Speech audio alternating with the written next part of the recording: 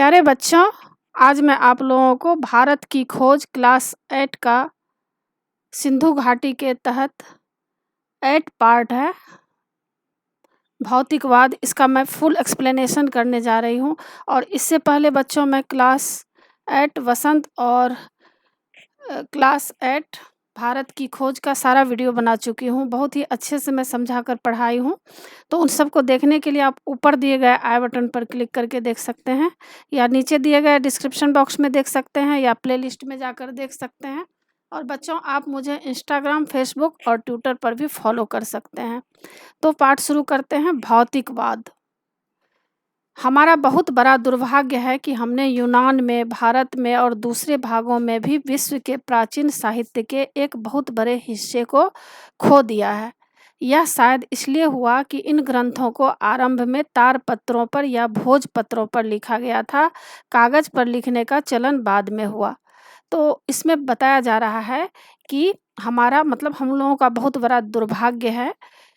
दुर्भाग्य मतलब कि हम लोगों का जो भारत के प्रति जो जानकारी होनी चाहिए, प्राचीन भारत के बारे में जानकारी जो होना चाहिए, वह जानकारी हम लोगों को नहीं मिल सका। इसलिए दुर्भाग्य है कि हमने यूनान में, भारत में और दूसरे भागों में भी विश्व के प्राचीन साहित्य के एक बहुत बड़े हिस्से को खो दिया। मतलब हमारा जो प्राचीन साहित्य था, हमारा जो पुराना साहित्य था, उसमें क्या-क्या लिखा गया था, हमारे देश के बारे में बहुत कुछ लिखा गया था।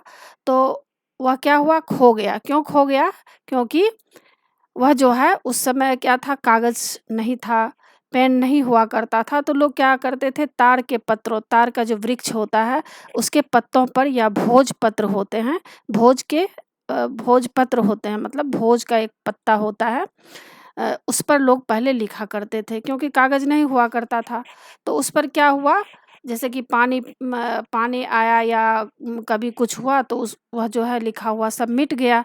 तो इससे क्या हुआ, पुरानी जो हमारी जो प्राचीन भारत की जो सभ्यता, संस्कृति थी, साहित्य था, उसमें क्या-क्या लिखा गया था, वह कुछ भी प्रमाण नहीं मिल सका।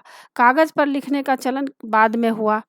बहुत सी प्राचीन भारतीय पुस्तकें अब तक भारत में नहीं मिली, पर चीनी और तिब्बती भाषा में उनके अनुवाद मिल गए। तो प्राचीन भारतीय पुस्तक जो है वह भारत में, मतलब पुरानी जो पुस्तकें होना चाहिए, वह भारत में नहीं मिला क्योंकि तारपत्र पर, भोजपत्र पर लिखा गया था, वह मिट गया। लेकिन चीनी और तिब्बती भाषा में उनका अनुवाद मिल गया। चीनी और तिब्बती भाषा में इसका अनुवाद इसलिए मिला क्योंकि हमारा जो भारत देश है, उसमें समय-समय पर लोग, दूसरे देश के लोग आया करते थे, जैसे कि तिब्बत के, अमेरिका के, चीन के। तो वो लोग जब आते थे तो हमारी जो भारतीय संस्कृति है, हमारा जो भारतीय साहित्य है, उसके बारे में वो लोग कुछ-कुछ जानकारी लिख कर के यहाँ से जाते थे। तो वहाँ पर जो है तिब्बती भाषा में उनके अनुवाद मिल गए हैं। कौन-सा अनुवाद मिले हैं?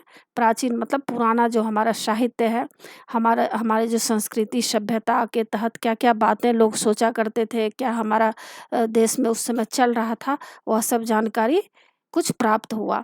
जो पुस्तकें खो गई उनमें भौतिकवाद पर लिखा गया पूरा साहित्य है, जिसकी रचना आरंभिक उपनिषदों के ठीक बाद हुई थी। तो जो पुस्तकें खो गई उनमें भौतिकवाद पर लिखा गया पूरा साहित्य है।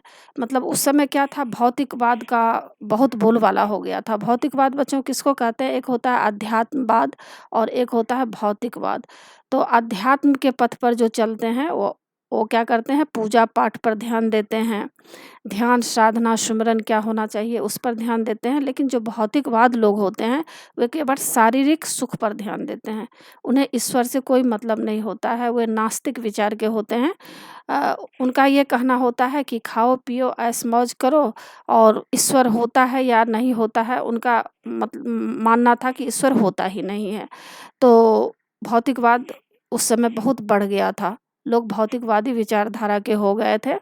तो क्या हुआ था, अध्यात्म जो है बहुत कुछ खत्म हो गया था। आध्यात्मिक विचार खत्म होने से क्या हुआ था, आदमी के अंदर जो है अशांति फैल गया था। तो यह सब इस टॉपिक में दिया गया है कि जो पुस्तकें खो गई उनमें भौतिकवाद पर लिखा गया पूरा साहित्य है, जिसकी रचना आरंभिक उपनिषदों के बाद हुई, ठीक बाद हुई थी। तो हमारा जो उपनिषद वेद उपनिषद जो बना था, उपनिषद लिखने के ठीक बाद इसकी रचना हुई थी। इस साहित्य का हवाला अब सिर्फ इनकी आलोचनाओं में मिलता है या फिर भौतिकवादी सिद्धांत के खंडन के विशद प्रयास में। तो इस साहित्य का जो हवाला है अब सिर्फ इनकी आलोचनाओं में मिलता है या भौतिकवादी सिद्धांत के खंडन के विशद प्रयास में।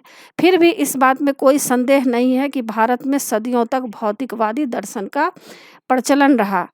मतलब जैसे कि अभी मैं आपको बता चुकी हूँ कि वह समय ऐसा था जिसमें लोग भौतिकवादी हो गए थे, अध्यात्म पर बल नहीं देते थे, ईश्वर को नहीं मानते थे, तो सदियों तक भौतिकवादी दर्शन का प्रचलन रहा था और जनता पर उस समय उसका गहरा प्रभाव पड़ा था। मतलब जनता जो थी, तो जनता भौतिकवादी हो गए थे। वो लोग भी, जितने भी लोग थे, ईश्वर को नहीं मानते थे।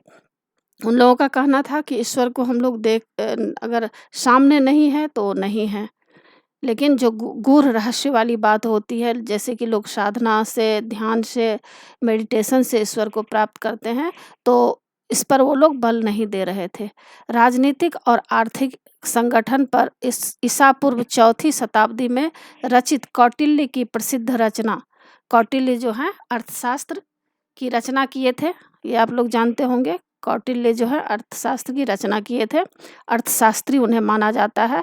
तो उसमें उल्लेख किया गया है और भारत के प्रमुख दार्शनिक सिद्धांत के रूप में उल्लेख किया गया है। भारत में भौतिकवाद के बहुत से साहित्य को पुरोहितों और धर्म के पुराणपंथी स्वरूप में विश्वास करने वाले लोगों ने बाद में नष्ट कर दिया। तो भारत में जो भौतिकवाद प्रवृत्ति के लोग हो गए थे, भौतिकवाद का बढ़ावा हो गया था, तो उस समय साहित्य को क्या किए थे, बहुत से जो साहित्य थे उसको पुरोहित, उस समय के जो पुरोहित थे, पंडित थे और धर्म के पुराणपंथी, वो लोग क्या किए, स्वरूप में विश्वास करने वाले लोगों ने क्या किया, भौतिकवाद को नष्ट कर दिया। भौतिकवाद पर जो भी लिखा गया था ग्रंथ, उसको नष्ट कर दिया। भौतिकवादियों ने विचार, धर्म और ब्रह्म विज्ञान के अधिकारियों और स्वार्थ से प्रेरित विचारों का विरोध किया। और भौतिकवादियों ने क्या किया, भौतिकवादियों ने विचार, धर्म और ब्रह्मज्ञान, जो ब्रह्मज्ञान को मानते थे, अधिकारियों और स्वार्थ से प्रेरित विचारों का विरोध किया। तो इन लोगों ने क्या किया, इसका विरोध किए। उन्होंने वेदों, पुरोहिताई और परंपरा प्राप्त विश्वासों पर विचार करते हुए यह घोषणा की कि विश्वास को स्वतंत्र होना चाहिए। तो उन्होंने क्या किया, भौतिकवाद विचार के जो लोग थे उन लोगों का कहना था कि विश्वास को स्वतंत्र होना चाहिए और पहले से मान ली गई बातों या अतीत के प्रमाणों पर निर्भर नहीं रहना चाहिए। मतलब लोग जो पहले से अतीत को मानते थे, पुरानी बातों को लेकर लोग चल रहे थे कि ईश्वर हैं, इन सब बातों पर जो लोग चलते थे, तो उनका कहना था कि इस पर निर्भर नहीं रहना चाहिए। उन्होंने हर तरह के जादू टोने और अंधविश्वास की घोर निंदा की। उन्होंने क्या किए, उस समय जादू टोने बहुत चल रहे थे, अंधविश्वास चारों तरफ फैल गया था, रूढ़िवादी फैल गया था। लोग जो है जादू टोने में ही विश्वास करके पूरे जो है समय उसी पर रहा करते थे। इससे क्या हुआ था, चारों तरफ अशांति फैल गया था। तो उन लोगों ने क्या किया, इसका घोर निंदा किया, मतलब आलोचना किया। उनका सामान्य रुख अनेक दृष्टियों से आधुनिक भौतिकवादी दृष्टिकोण जैसा था। वे अपने आप को अतीत की वेरियों और बोझ से मुक्त करना चाहते थे। वे लोग चाहते थे कि अतीत, मतलब जो बीता हुआ समय है, उस बंधन में, बेरियों में नहीं जकड़ें और इस बोझ से वो लोग मुक्त होना, स्वतंत्र होना चाहते थे। यानी जो पहले के लोग जो लिख कर गए थे, ईश्वर होता है या हमें किस तरह की जीवन व्यतीत करना चाहिए, तो इन सब बातों को वो लोग नहीं मानते थे। कौन नहीं मानते थे, जो भौतिकवादी विचार के लोग होते थे। उन तमाम बातों से जो प्रत्यक्ष दिखाई नहीं देती, उनका कहना था कि जब ईश्वर दिखाई ही नहीं देता है, सामने है नहीं, तो इसको सत्य नहीं मानना चाहिए। साथ ही काल्पनिक देवताओं की पूजा से भी, तो उन लोगों का यह कहना था कि काल्पनिक जो देवी देवताओं का हम लोग पूजा करते हैं, तो उनको भी वो लोग नहीं मानते थे। उनके अनुसार वास्तविक अस्तित्व केवल विभिन्न रूपों में वर्तमान पदार्थ का और इस संसार का ही माना जा सकता था। तो उनका कहना यह था कि जो वर्तमान में चल रहा है, जो अभी है उसको केवल मानना चाहिए, ना कि अतीत में बीती हुई बातों को लेकर हमेशा मन में बैठाना चाहिए, सोचना चाहिए। यह सब बातों से वे लोग दूर हटना चाहते थे। इसके अलावा न कोई संसार है, न स्वर्ग है, न नरक है और न ही शरीर से अलग कोई आत्मा है। उनका कहना था कि जो वर्तमान में हो रहा है वही सत्य है और न कोई संसार है, न स्वर्ग है, न नर्क है, यह सब, और न शरीर से अलग कोई आत्मा है। तो हम लोग तो यह मानते हैं बच्चों कि शरीर के अंदर ही आत्मा होती है और आत्मा ही परमात्मा है। तो हम लोग क्या करते हैं, मेडिटेशन से, ध्यान से ईश्वर की प्राप्ति करते हैं। लेकिन उनका कहना था कि यह सब कुछ होता ही नहीं है। मन और बुद्धि और बाकी सब चीज़ों का विकास बुनियादी तत्वों से हुआ है। उनका कहना था कि मन एवं बुद्धि की बाकी जो सब चीज़ों का विकास जो हुआ है वह बुनियादी तत्वों से हुआ है। नैतिक नियम मनुष्य के द्वारा बनाई गई रूढ़ियाँ मात्र हैं। तो भौतिकवाद लोग जो थे वे लोग कहते थे कि यह सब मनुष्य के द्वारा बनाई गई यह सब रूढ़ियाँ हैं। इन सब रूढ़िवादी विचारों को हमें नहीं मानना चाहिए। हमें जो सामने नहीं दिखाई देता है तो हमें उसको मानना ही नहीं चाहिए कि ईश्वर होता है। इन सब बातों के झमेला में हमें नहीं पड़ना चाहिए। तो भौतिकवाद चैप्टर यही था बच्चों। भौतिकवाद चैप्टर में यही बताया गया है कि खाओ पियो ऐश करो, आराम करो, और जो सामने है वही सत्य है। और अतीत में जो बताया गया है, जो लोग बताए हैं वह सब रूढ़ियाँ मात्र है। मतलब यह सब रूढ़िवादी है। इन सब बातों को लेकर नहीं चलना चाहिए। तो इस पाठ में यही दिया गया है बच्चों। तो आशा है आप लोगों को सारा पाठ अच्छी तरह समझ में आ गया होगा। और अगला चैप्टर भी मैं बना चुकी हूँ, उसको देखने के लिए आप ऊपर दिए गए आई बटन पर क्लिक करके देख सकते हैं। और बच्चों, आप मेरे चैनल देव नागरी को ज़रूर सब्सक्राइब कीजिएगा और सब्सक्राइब के बगल में बेल आइकन बटन है, उससे क्लिक कीजिएगा, लाइक कीजिएगा और शेयर कीजिएगा। कमेंट्स ज़रूर कीजिएगा कि आपको यह पाठ कैसा लगा। नए पाठ के साथ फिर मैं मिलूँगी बच्चों। धन्यवाद।